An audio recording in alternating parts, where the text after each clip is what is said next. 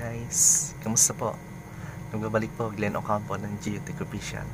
So guys, medyo matagal-tagal po akong nawala. Ngayon po ay nagbabalik po ako. So magiging topic po natin is about kung paano ba mag-install ng Windows 7 or mag-reformat sa isang laptop. So yan guys, interesting po itong video na to. So ang inyong laptop ba ay nasira at hindi na lang bigla na lang hindi nag-boot? Or may mga lumalabas na maraming words, kung ano-anong mga words po lumalabas, hindi na po lumalabas yung pinaka desktop program niya. So nangyayari po yan guys once po na ang laptop natin is na virus or nakorrupt na po ang ating Windows operating system. Ano po? So yan guys, ito pong video na to is makakatulong po sa inyo kung paano po ba mag-install ng Windows 7 sa ating laptop o mag-reformat. So panoorin niyo po to. Magiging maganda po itong video na to at makakatulong po sa inyo lahat. So yan, umpisa na po natin.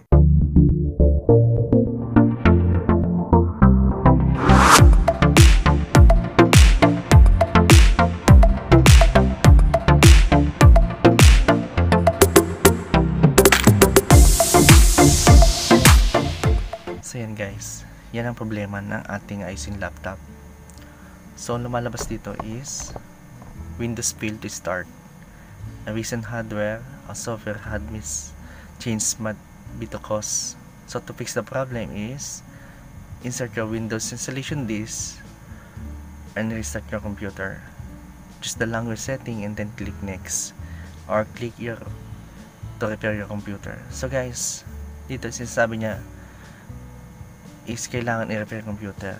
So trinay ko na tong i-off then i-on. So wala siyang lumalabas na repair your computer. So balik din lang po sa dating problema. So yan. So maliwanag po guys na kailangan ng i-reformat tong laptop na to at palitan pa na bagong operating system. So yan po guys, itong status niya is yan. So yan po is code error po ng ating mga laptop once po na ma-corrupted ang Windows operating system niya. So yan, diyan na po papasok ang gagawin natin na i-install na ng panibagong operating system itong laptop na to. So guys, sa lagay na to is gagamit tayo ng USB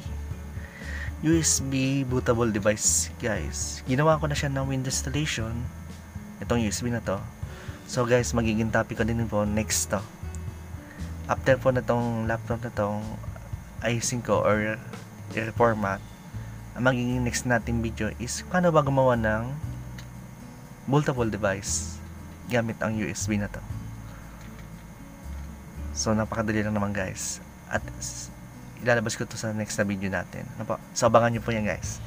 So sana abangan nyo at para makakuha kayo ng tip kung paano ba gumawa ng isang USB bootable device sa ating USB. Ano po? So yan. Ito pong laptop na to guys is sira na ang keyboard niya. Yan po. Sira na po ang built-in keyboard. So gagamit po tayo ng external keyboard. So yan po ang sabi ng ating customer. Gumagamit na po sila ng external keyboard kasi pinadisable na daw nila yung internal keyboard niya. Yan ang built-in keyboard niya is pinadisable na yan. So gagamit tayo ng external. So yan nga, meron na tayong external keyboard at umpisa na po natin mag-install ng Windows 7. So yan guys, nakakabit na po ang keyboard. Then kailangan na po natin itong isalpak dito at pag-umpisa na po tayo. So papatayin ko muna guys. Ano po? So mag-open pala tayo ng ating BIOS setup. So yan, patayin ko muna. Then isasalpak ko itong installation USB device natin. So yan. Then dito guys, pag open natin ng BIOS setup is ipapriority natin tong USB na to na siya ang unang boot ng ating laptop. So yan, nandito po yan sa BIOS setup. So panoorin niyo po at ituturo ko sa inyo kung paano po mag set up ng BIOS. So yan, open na po natin. Then usually po sa mga laptop is F2. F2 po ang BIOS setup niya. Guys ha, tandaan niyo po F2. At lalabas na po yung pinaka BIOS setup niya. So yun na po. Yun ang pinaka BIOS setup niya. So yan guys. After nyan is i-move po natin itong nakalagay siya sa information. So i-move po natin siya sa boot. Ito po ang pag-move po niya is left and right po siya. So yan. So yan guys, sa boot is ipa-priority po siya. Ito po yung pinaka USB natin. So yan po ang pangalan ng ating USB bootable device, Sony Storage Media. So paano pag-buo natin ipa-priority yan guys? Para ma-priority order siya is gagamit po natin ng ibababa natin yung pinaka highlights niya mismo sa USB HDD Sony Storage Media. So paano po yung ipa-priority guys? So sabi dito is press 6 or press F5 F6 o F5 para i-move po yung mismong naka-highlights at siya po maging priority boot order ng ating laptop. So yan guys, pipindutin mo natin yung F5 o F6. Yun guys, F5 o F6. So, ang down niya is F5, then ang up niya is F6. So guys, automatic number 1 na po priority ang ating installation USB. So yan po. Then after nyan is ang nakalagay dito is F10, save and exit. So yan. Yan. Set up configuration, confirmation. So yan, yes. Save configuration changes and exit now. So yan. Yun.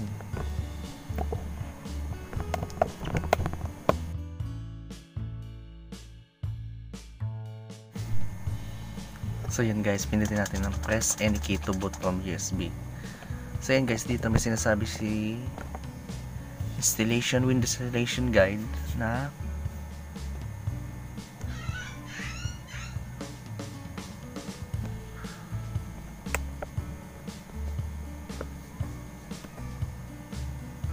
so yan. So dito guys, pipiliin natin yung Windows setup EMS enable. So yan, let's press enter. So yan, Windows is loading files. So yan guys, nag-umpisa po siyang mag-install ng ating Windows 7 installation operating system. So yan, starting Windows na siya. So hintayin na po natin mag-umpisa guys. So yan. So yun guys, lumabas na po yung install Windows 7. So ang gagawin natin is next lang. Next. So yan, pinili natin yung next. Then install now. So yan. Setup is starting. So nag-umpisa na po guys. So dito guys is install Windows, select the operating system you want to install. So guys, dito may mga type ng Windows 7 operating system ang pwede natin piliin. Ano po? So usually po is ginagamit ko is Ultimate, Windows 7 Ultimate 64-bit kasi po itong laptop to is 64-bit ang dating nakalagay. Ano po? So 64-bit po ang gagamitin natin, then Windows 7 Ultimate. So siya na po yung pinaka higher na operating system ng ating Windows 7. So yan po. Piliin natin tong 64-bit na Windows 7 Ultimate. Then press next. So yun guys, accept lang. Then next. Then dito guys, dito may pagpipilian tayo dito. To which type of installation do you want?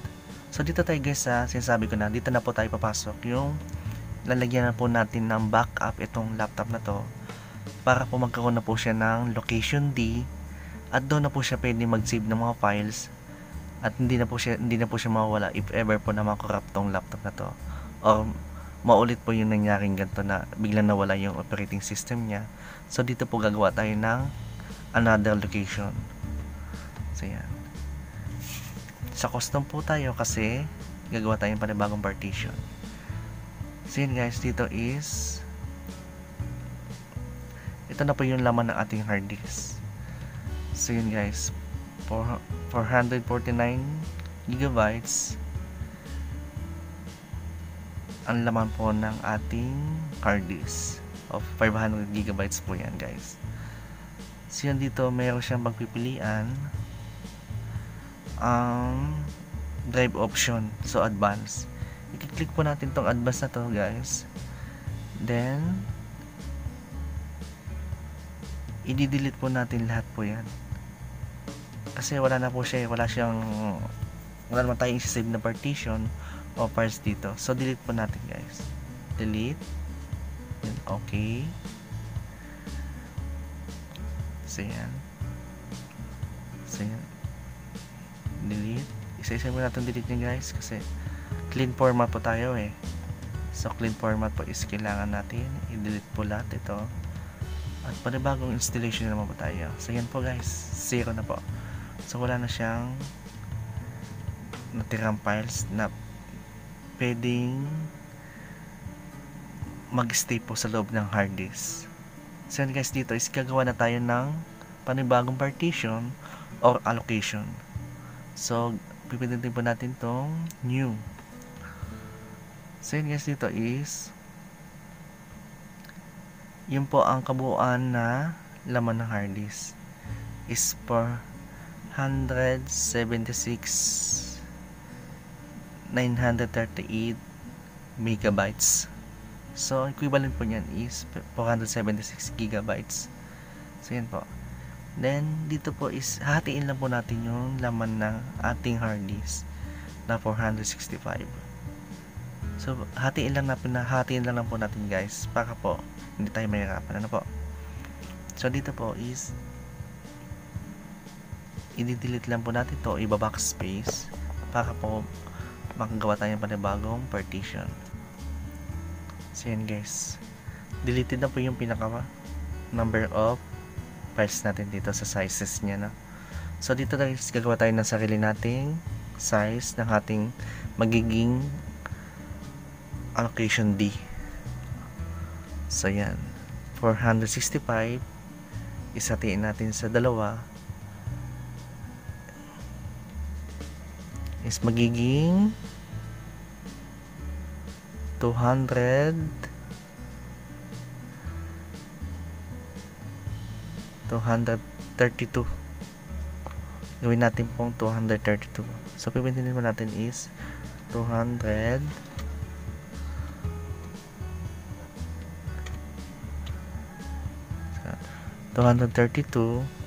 gigabytes. So tatlong 0 pa po. 1, 2, 3. So yan po guys is 232 gigabytes, 32,000 megabytes. So equivalent po is 232 gigabytes po siya na po. So then pindutin po natin itong apply. So okay. So hintayin po natin is naglo-loading siya. So yan guys, yun na po ang another allocation niya. So yan na po yung panibago nating allocation. Siya po magiging location D. So then dito para ma-active po natin tong allocation D na to is kailangan po natin pinutin tong new, then apply. So yan. So yan guys, meron na tayong partition 2 and then partition 1. So dito tayo gagawa ng ating Windows operating system sa partition 2. So yan. Dito tayo gagawa ng ating panibagong Windows 7 operating system. So pindutin lang po natin next. So yun. Umpisa po ng ating installation Windows. So yan. So una po is copying Windows files, then expanding Windows file, installing feature, installing updates, then completing. So it takes po na pwede po siyang mabot ng 20 minutes something po. So yan, hintayin na lang po natin na guys. So yan. So yan guys, nasa 48% na po siya at malapit na po siya matapos. Hintayin lang po natin, nasa kalahati na siya. Medyo matagal po kasi ito guys, so kailangan natin mag-pause muna kasi medyo mainip lang po kayo. So yan, i-pause ko na naman po at pakita ko po is pag malapit na po matapos. So yan, nasa 60% na siya at konti na lang po. So yan guys, 90% na siya at susunod na po is installing feature,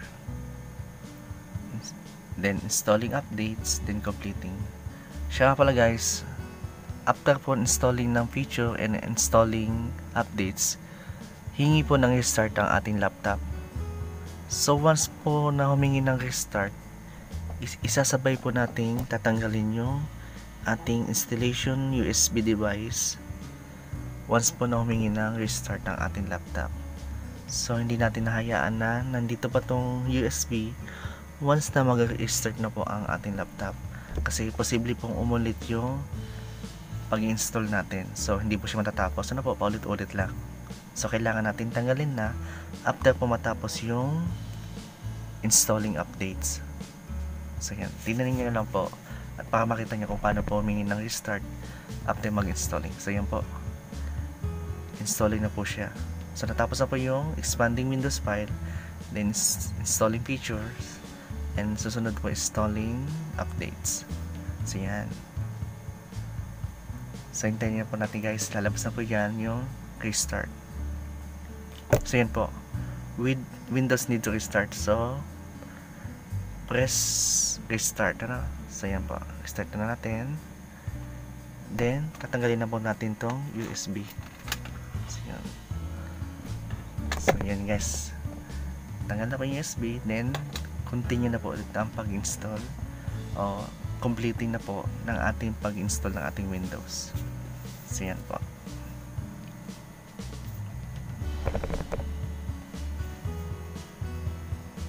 So yun guys, setup is updating registry setting. So continue na po yan, hintayin na lang po natin hanggang matapos siya.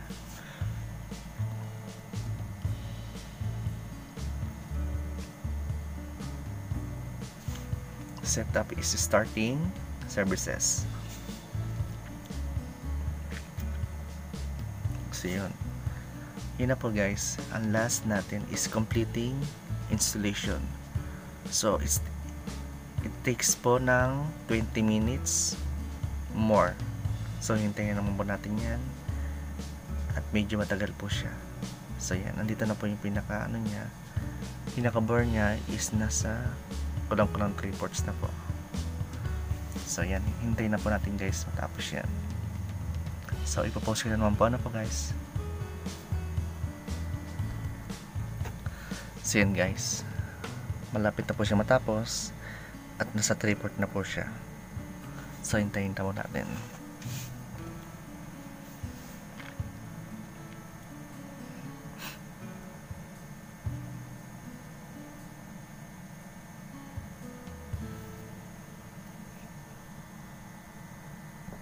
So yun guys, setup will continue after restarting your computer. So yan, tapos na po siya guys. Hintayin na po natin mag-start, then hintayin na po natin lumabas yung Windows 7.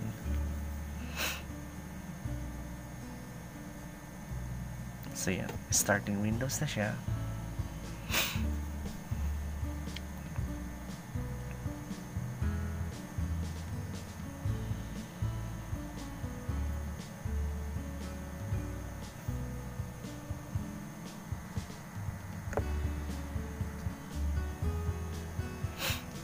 Setup is checking video performance. So yan guys, setup Windows 7 Ultimate. So yan guys, dito is pipili po tayo ng ating username for your account. O, sabi dito is choose your username for your account and name your computer to distinguish it on network. So yan, dito guys pwede natin gumawa ng kahit anong pangalan ng ating laptop. Ano po, so lalagay ko lang po dito is admin. Pwede na siguro yan kasi hindi naman sa atin itong laptop. So admin na lang po nilagay natin. Then next. Then next lang guys, kasi itong password is hindi naman natin kailangan. Next lang tayo. So yan guys, dito po is pipiliin natin is use recommended setting. Ano po, so yan. Then ang oras, mamaya na lang natin i-set up ang oras niya guys. Pwede naman natin ipaulihan. So next ulit. So yun guys, Windows 7, Windows is finalizing. So yan.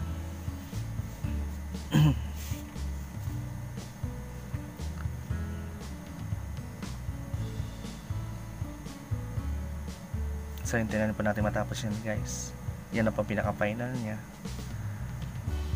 At hintayin na po natin lumabas yung pinaka-desktop. So yan.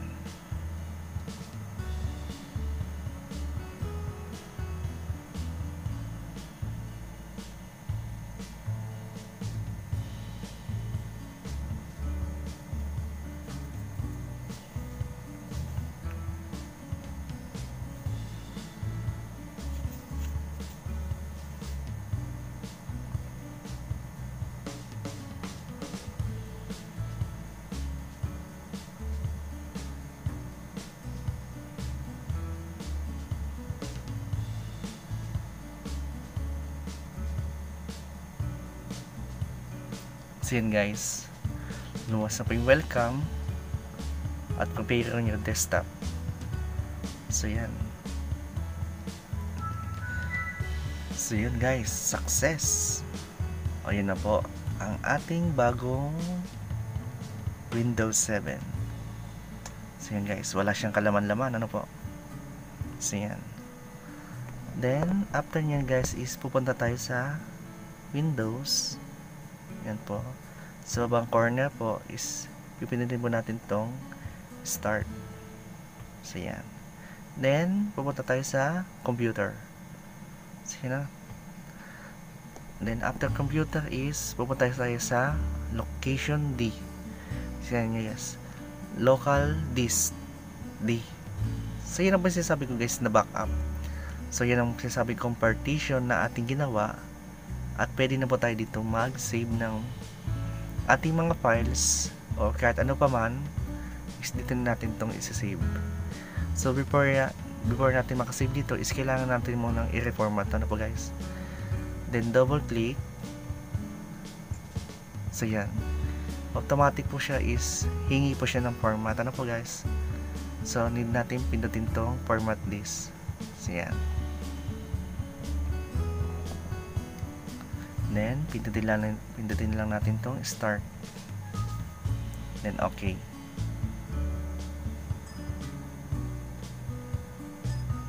So yun, format complete. Then okay. Then X na natin to. So yun guys, meron na tayong allocation D o local disk D. Ito po yung ating location C kung saan po nakalagay ang ating Windows operating system. Ano po guys, so meron na po siyang laman. Yun po yung pinaka operating system niya. So dito sa location D is wala, empty po yan guys. So yan po. Tapos na po ang ating installation ng ating Windows 7 Ultimate. So yan. Tapos na po guys. So guys, ang susunod po nating video nito is kung paano po ba i-update ang mga drivers niya. So guys, after po kasi natin ma-reformat ang ating laptop, is 0 po siya. Ang lahat po ng mga driver niya is hindi update. So guys, meron po itong susunod na process. Ano po? Hindi lang po dito natapos itong video na to. Isang susunod po natin is paano po ba i-installan or paano natin i-upgrade yung mga driver nito. So like po ng ito pong internet niya. So yun guys, yung internet niya is naka-X pa siya. So hindi pa siya, wala siyang driver. So kailangan natin i-update yan. Then imo pang mga drivers niya na hingiin ng laptop. So yun guys, ang susunod kong video is i-update natin yung mga driver na yan. At para po totally po maging maayos na po ang ating laptop. So ngayon po is reformat lang po ang ginawa natin at na-install na po siya ng Windows 7 Ultimate. So dito po makikita nyo guys, sa computer, then sa system properties. So yan po. So yan, Windows Ultimate Service Pack 1. So yan.